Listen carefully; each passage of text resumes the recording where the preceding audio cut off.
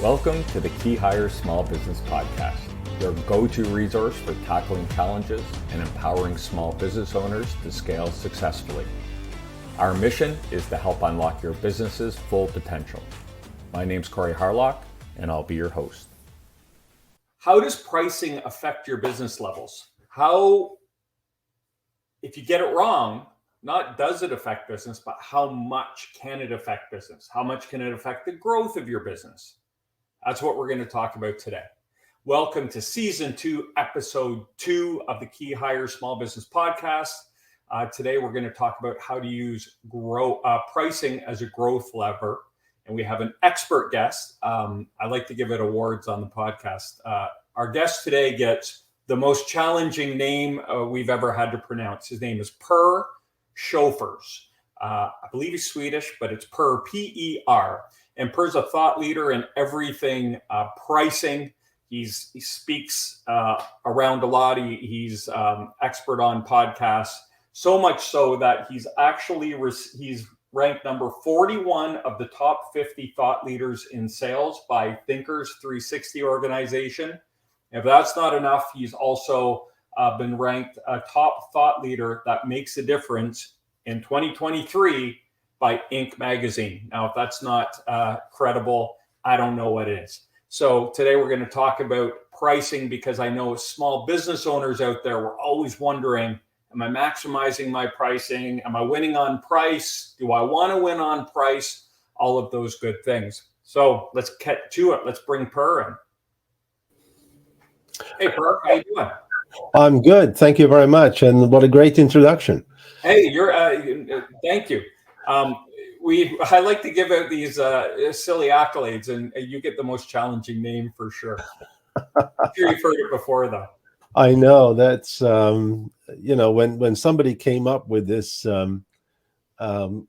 moniker, the Price Whisperer, I said, "Oh, that's great! Now I can have something that people can actually pronounce and can spell to and can Google and get it right and all that good stuff." So. And the one thing I did forget to talk about is you do have a book, and we're going to promote that at the end. But if everyone out there listening wants to learn more, they'll be able to kind of get buy your wisdom in paperback or hardcover form. Yep. Or Kindle. There you go. Perfect. Yep. So, Per, let's jump into it. When we talk about pricing and we talk about using it as a growth lever, give us kind of the overarching meaning behind that. What is it? How do we use pricing as a growth lever? Well, first of all, we need to realize that pricing is not a number, right? Pricing is really a business strategy, and that's where the growth comes from. And what I mean with that is that when we price correctly, in all companies, right? Our profitability will increase. Now, what do you do with those profits? Well, you may put it in your own pocket, of course, but if you're a more savvy business person, you feed it back into the company, and you use it to drive more market development, more marketing, more product development, maybe if you develop products, more service definitions. Expanding to new territories, acquiring new customers, even provide the resource in a company to hire the best people that are often more expensive, right? That's what I do. So I get that. Yeah, I know what that is. So when we talk about using it as a price lever, a growth lever, how do we dial in and find that balance? I guess it depends on the product. If some people want to be the 2-for-1 pizza, the cheapest and the fastest, but the old triangle, right? I don't know if you believe in it. You can have it fast, you can have it cheap, or you can have quality. If they want to be cheap and fast, then the quality will suffer. If you don't want to win on price, you want to win on quality. So walk me through, or in your experience. Well, that triangle is absolutely true. I mean, you know, if you ask CEOs about it, they will say, yeah, that's absolutely true. And then they go out and they instruct their companies to sell on price, right? And and then they get surprised, you know, when, oh, we can't deliver quality. Well, what do you? I mean, even in my and then you start. Many companies start to be so cognizant of because they want to sell on low price. They think that low price is the only answer, which of course is not. Which is, I mean, think about this: the most valuable company in the world. Do they sell low price? Yeah, I guess if you looked at the top three most valuable companies in the world, none of them are selling on price, really, are they? No, exactly. They're selling on brand value, unique customer experience, consistency, and high price, right? And and and and then you have, you know, the vast majority of companies saying that low price is the only thing. And what they forget is that, and I'll just step back a second. There's an academic field called behavioral economics, and the methodology that we develop and the process we developed is based on that academic research, and we make it practical, right? But one of the things that has been found in this academic research is that um, our decision making to make a purchase, and I'm talking that we're standing on the shoulders of a bunch of Nobel Prize winners, right? What that academic research have shown is that when we make our purchase decisions, when the audience to this podcast have customers to make their purchase decision, there are all different variables that take place. Right. And 81% of buyers say that they buy the best value, not the cheapest price. And there's a difference there, value and price. There's a huge chasm between those two words. Absolutely. And where does value come from? Well, it comes from the hardest, sort of hard stuff, which is the product features and functions. It comes from the service features and functions. It comes from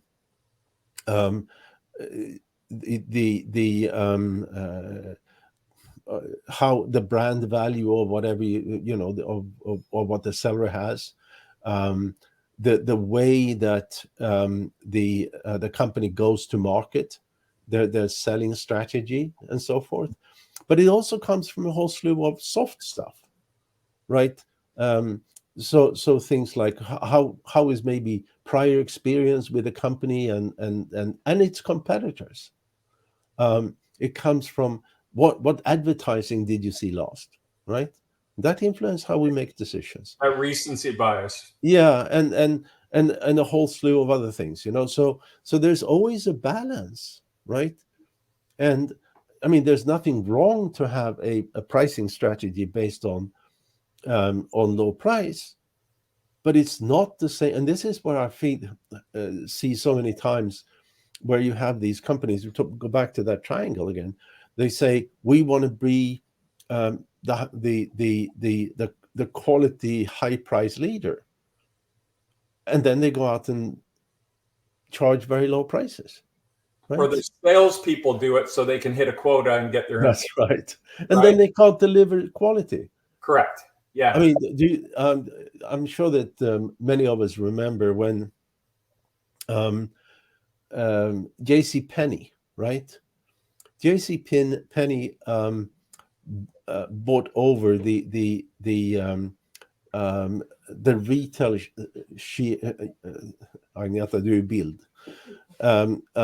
The retail chief of Apple, right? And what he did was that he applied the same strategies at J.C. Penney as he did at Apple, right? So here we have JCPenney, price-sensitive customers, thrive on promotions, commodity products, and so forth. And then you have Apple, which is expensive products, unique customer experience, never discounting, and so forth. And then he applied all that onto JCPenney, right? He was there for about a year and a half, a little bit more, and he almost killed the company. Right. Because suddenly, when you apply Apple's pricing strategy and go-to-market strategy to the JCPenney crowd of customers, it just doesn't work. Right. So during that year and a half and a bit, they lost half their revenue roughly, and well, so then they, the board fired him, and they started a slow climb back to, but they never got into profitability, and obviously they filed for bankruptcy 2 years ago. Right. So we're talking to small business owners, $5 to $25 million, and in my experience, pricing is always something we're talking about. Yes. What are the mistakes that a business owner, the common mistakes a business owner might make when they're setting up their pricing, they're putting their go-to-market strategy, or even alternately, they want to change their pricing strategy, but as you said, they've kind of established a cadence with their clients, and now we want to take a little more price or change our pricing. What are the mistakes that a business owner might make when they look to do something like that? Most, I speak to a lot of CEOs, and when that particular question comes up, it's always, I look at my competitor and want to price the same, right? And there's a couple of really, really big issues with this. First off, if your competitor has pricing online, yeah, you can see what they're pricing, right? But you don't know what discounts they're making. You don't know what special deals they're making. You don't know what bundles they're making for those, etc. So those are, and you don't know if, let's say you go to that competitor's website and you click away, and then you come back 15 minutes later, and then maybe there's other prices, right? Maybe there are different prices for different geographic areas, right? So you still don't know, right? Now, and then if you want to price the same as your competitor, then you have accepted that your product is a commodity. And commodity products are sold on price alone.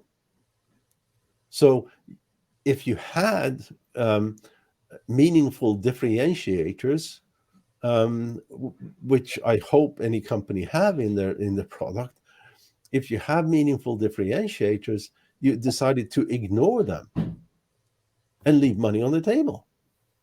Now, so hold on, just one more thing. Okay. Yeah? Now, if your competitor doesn't have pricing on their website, how are you going to find out? You can't. You can guess, but then that's a guess, right? Right. No, sorry. So I wanted to get examples of a meaningful differentiator. Let's say a meaningful differentiator is that I'll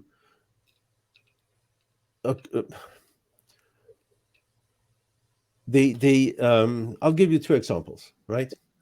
One is a B2B example, and it's a company that we recently helped, and they're selling a B2B service. They're about, I think they're about 12 million thereabouts, so not a very big company. And they found out that a differentiator in their particular case is how you buy their product or the service, I should say, right? And they had come out to the market. They had developed their product. They have an excellent product or excellent service, and but it was sold on a one-to-one basis. One of their clients says, "Oh, I need this particular service, and I need it now," right? And so you bought it and you paid for it and you used it once. So kind of on demand. Oh yeah, on demand, you can say.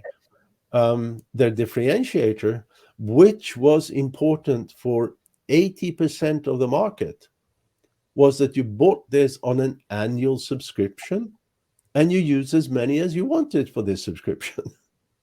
Right?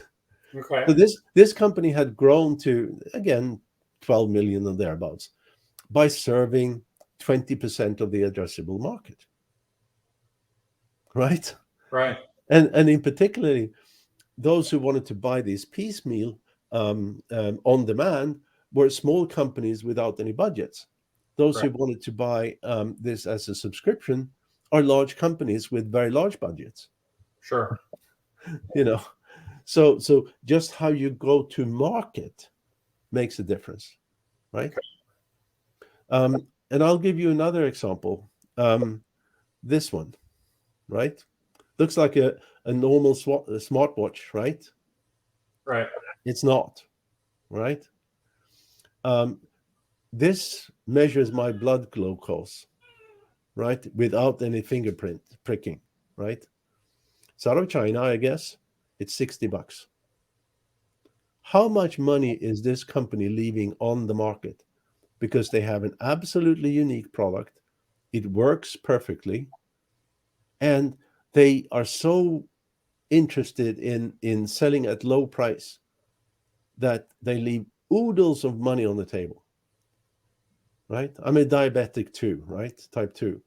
And millions of people like me prick their fingers all the time. No finger pricking.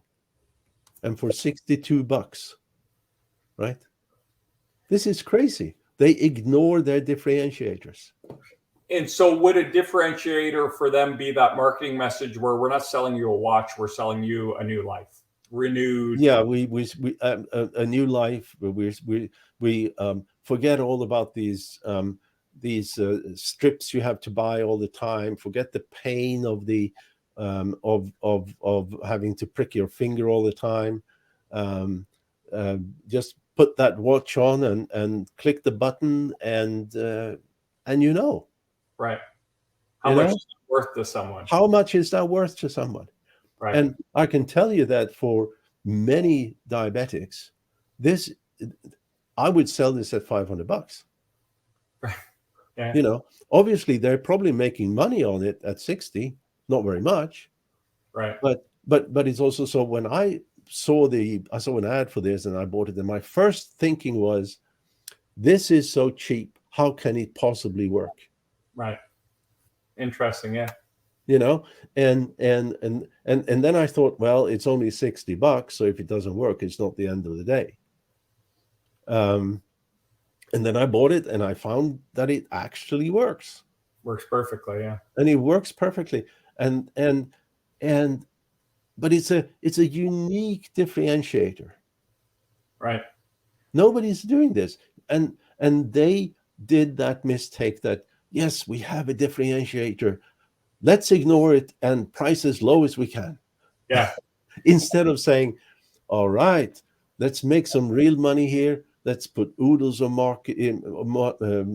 dollars into market development, develop a second, a third generation that is even better, yada, yada, yada, yada.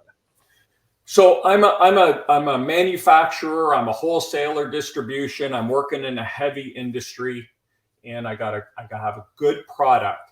What are some things as I walk through my facility or I'm talking to my clients that I should be listening for, I should be asking about, I should be looking for, that would help me understand how to differentiate my product? Well, there is a potential product process you can use, right? Okay. And that process is that for any company, you go out and you find at least 25 prospects, potential prospects, I should say. Okay. Those are not your current prospects. They are not your current customers. They are certainly not friends and family. These are completely new people that could potentially be customers eventually, right? And again, you'll find at least 25 of those, and in then you ask them two questions, right? The first is really is now, Mr. Prospect, when you understand how different we are, understand our differentiators, what is a price that is so low you don't really think that what we offer them, what we offer you, is going to be good enough? A price that is so low you decide not to buy it because you just don't think it's going to be good enough, right? That we overpromise and will underdeliver. Okay. And then you follow up with, and then let's look at the flip side. Let's look at what is the price for this product or service that no matter how good it is, no matter how beneficial it is, that we under promise and going to massively over deliver. What is a price that is still so high you wouldn't buy it? Okay. And then you take the average of these two questions, and suddenly you have the range of prices where you should be. Now, it's very important that the people that you then understand is that they understand these differentiators. And they have to understand the product and the market a little bit too. They have to be buying Yes. products Yeah, or similar services. exactly. They have to be qualified. Right. Right. And how do you find 25 of those? Well, if you can't find 25 of those, you have probably bigger problems, right? Yeah. No prospects. Yeah. So and then you can compare this range of prices, if you like, with what you think the market is paying for comparable products, So right? how does that work against, selling on net margin or gross margin or something like that, right? Understanding here's how much it takes us to produce our product, and Mm-hmm. here's how much we want to make on our products. When you do it that way, it's kind of a back to front mathematical equation, right? It costs us X to build. We want to make X plus when we sell it. Therefore, this is our selling price. Yeah, that's a proven method of leaving money on the table. It Right. is. Yeah, and because the cost of a product or a service have nothing to do with the value you deliver, right? Okay. And the and there's a funny thing as well when you think about it. The companies do and should always concern with their cost, of course, because you don't want to sell below the cost, right? Um, and um, and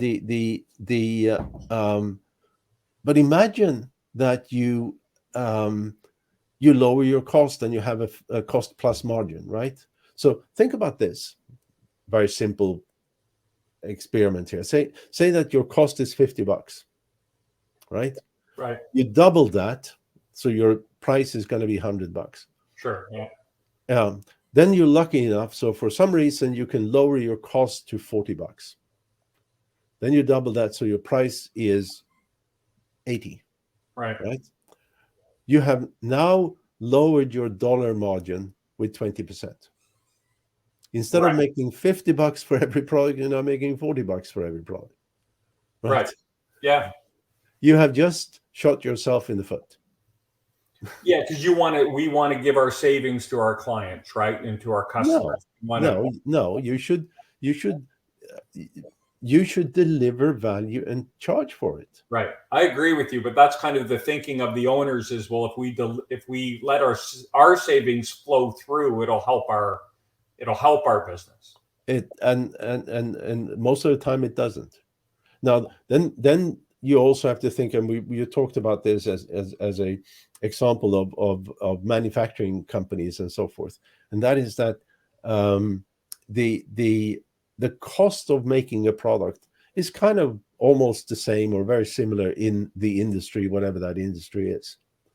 So if you manage to lower your cost and lower your price, and your competitors is also probably going to be able to lower the cost in the same way. But if they are not lowering the price, in that little example I give, suddenly they get $20 more for every product to develop their market, to develop more product, to hire better people, and so forth. So that makes me think of a question. So in your experience, if me as the business owner, I find a way to save money and say, we want to give our savings to our client, which is, some people just think that way. And I'm not saying it's the right thing to do or not. Your competitor takes the same savings, but doesn't lower their price. In your experience, does that lead the potential clients out there to think differently about the company that has lowered their prices? Maybe they think, well, maybe they're struggling because they've really lowered their prices. That's right. Or this other company, these guys haven't lowered their prices. So why have they lowered their prices? So your intent is to drive goodwill and more business by we're trying to do the right thing for you. But in essence, you might not be taking less money off the table, but you might be hurting your sales. That's right. Is that something you've seen or experienced? Well, it's hard to say because I'm not really a buyer of industrial products.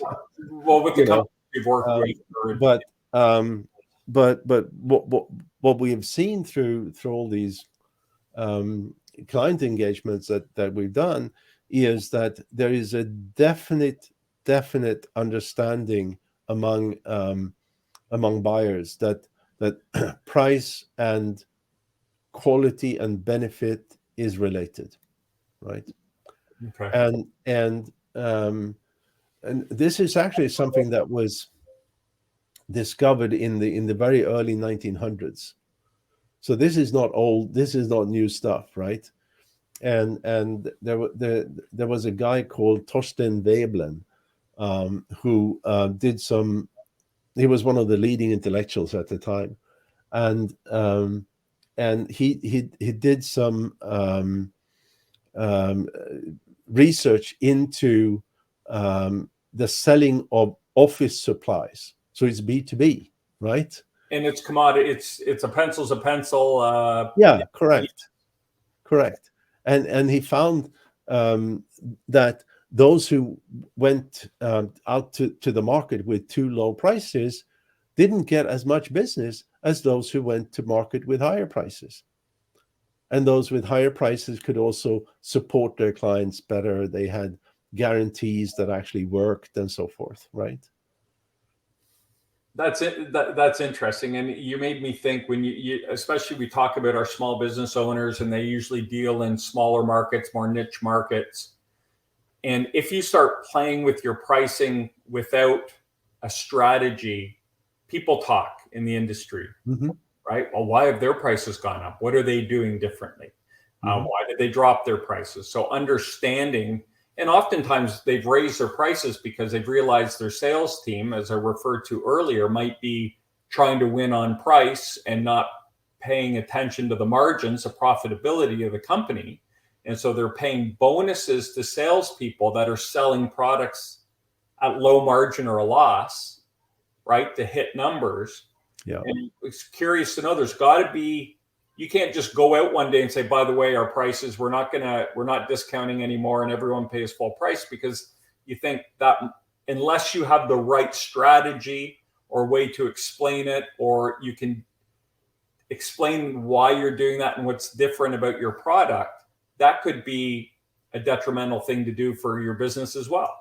This is what you're touching on is something that is very important, because when you look at how sales training is typically organized, it is all about taking somebody through the funnel, right?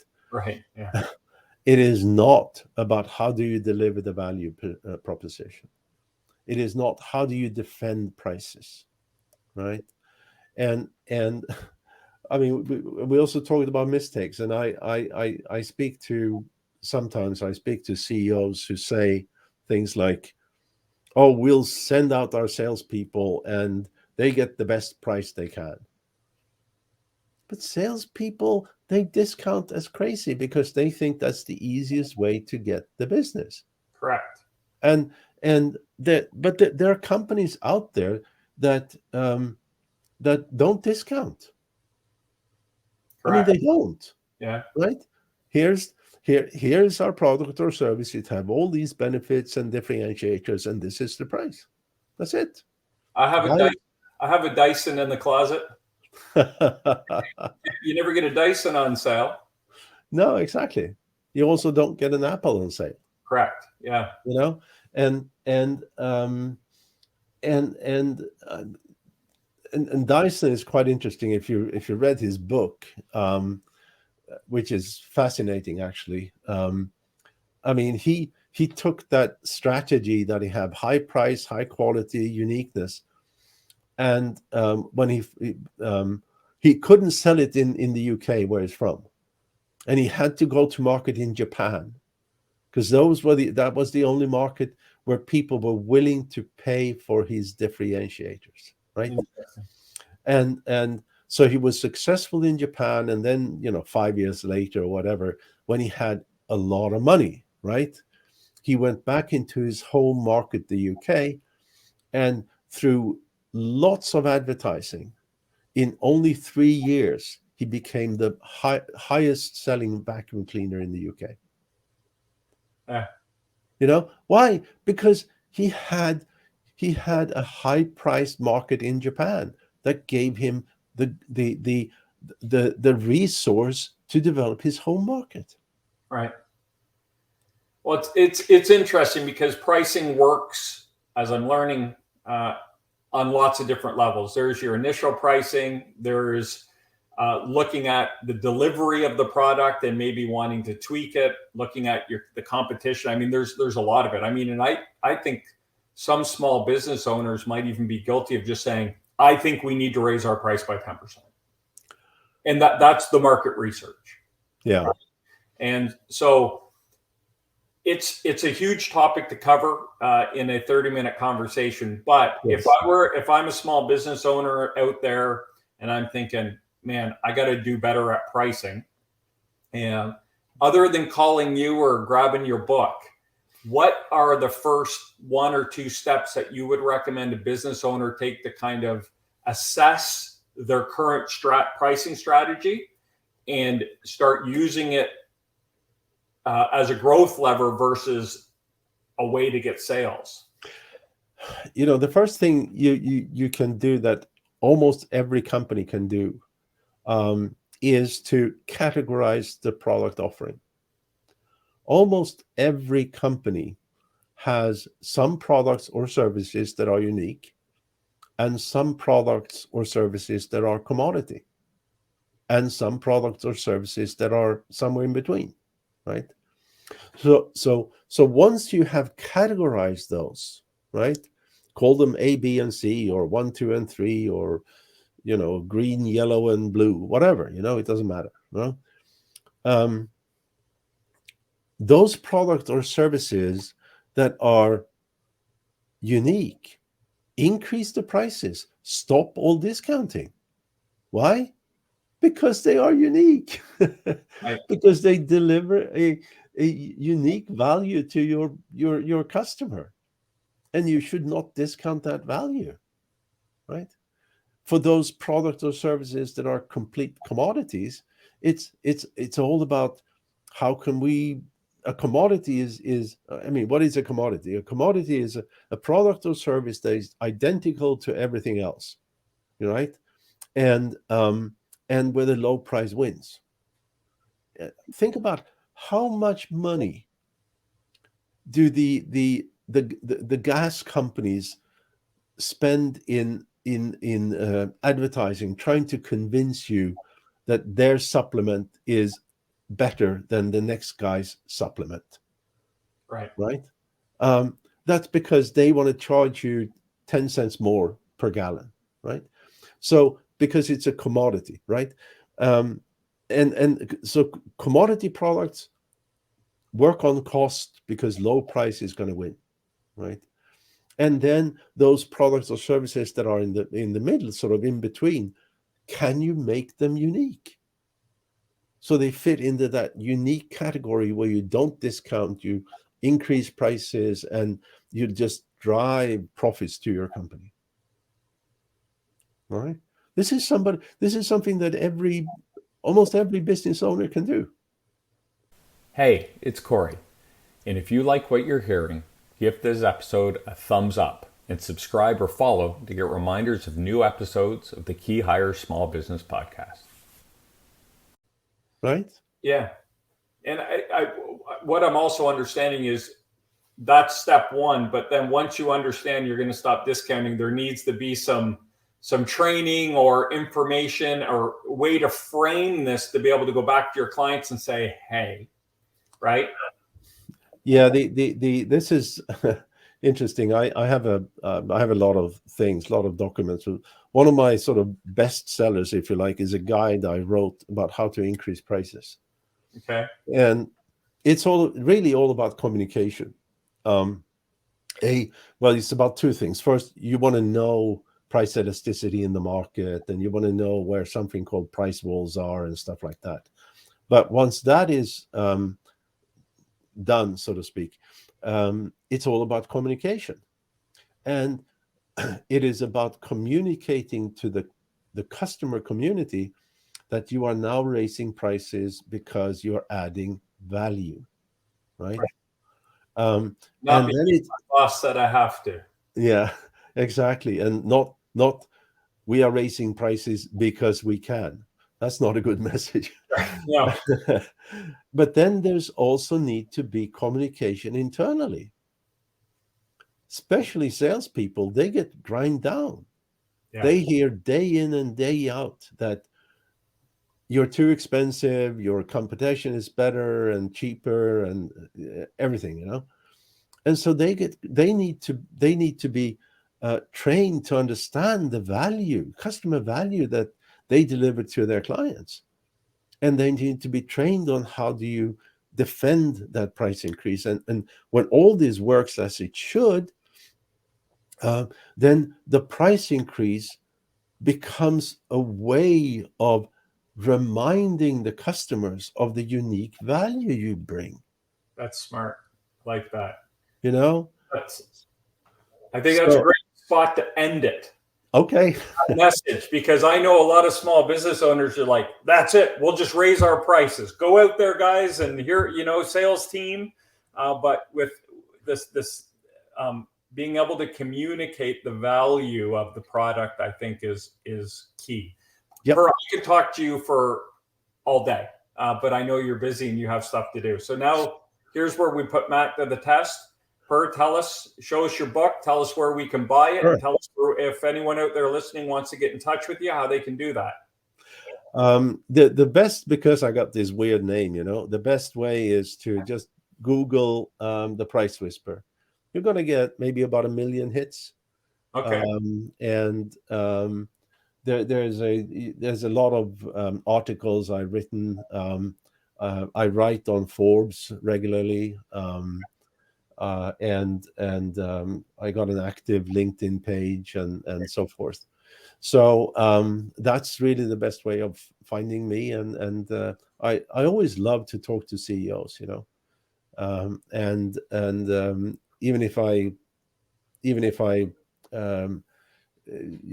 if it's just me giving some advice like I'm doing here, it's always something that I appreciate to do. Great. So if they want to engage with you or kind of reach out, you're saying LinkedIn would be the best way to do that? LinkedIn is a great place to do, yeah. And I think you have a website too, right? Yeah, that's my last name, but that's, it's so There it difficult. is. Sjofors.com. Sjofors. Sjofors. Sjofors.com. Yeah. All right, Per. Hey, thank you so much. I appreciate your time today. I think people got some great value out of your message, and super happy that you made time to be on the podcast. All right. Thank you so much, and great talking to you. Thank you, Per. There it is. Understanding a little more about pricing. It's complex, and I know key hire, I struggled with pricing. I still do. I know a lot of my clients, pricing is always something, how do we get sales up? And so maybe it's not just knocking on more doors. Maybe it's adjusting and understanding your differentiators, your value, and going into the market with a different strategy and being able to communicate what that is. I know a lot of my clients have, I love working with them because they have such cool businesses and great products, and they do have differentiators, whether it's customer service, whether it's best in class, whatever it is. And there's always work to be done when it comes to pricing and affecting your profitability and growth of the company. And ultimately that's unleashing the potential of your company is the key goal here. And being able to do that responsibly with the right people, with the right products, with the right pricing, and having the balance to be able to go home and have dinner with your family and take a long weekend away. Thank you for tuning in to today's episode. We appreciate your support. If you enjoyed the show, we would love it if you could take a moment to leave us a review. And don't forget to subscribe or follow to stay up to date with all the latest episodes as they're released. Discover how Key Hire supports small business owners with talent planning and acquisition by exploring our YouTube channel or LinkedIn page. For comprehensive information, visit our website at www.keyhire.solutions, where you can also sign up for a complimentary consultation to discuss any talent, experience, or capacity problems that keep you awake at night. Until next time, stop grinding and start growing.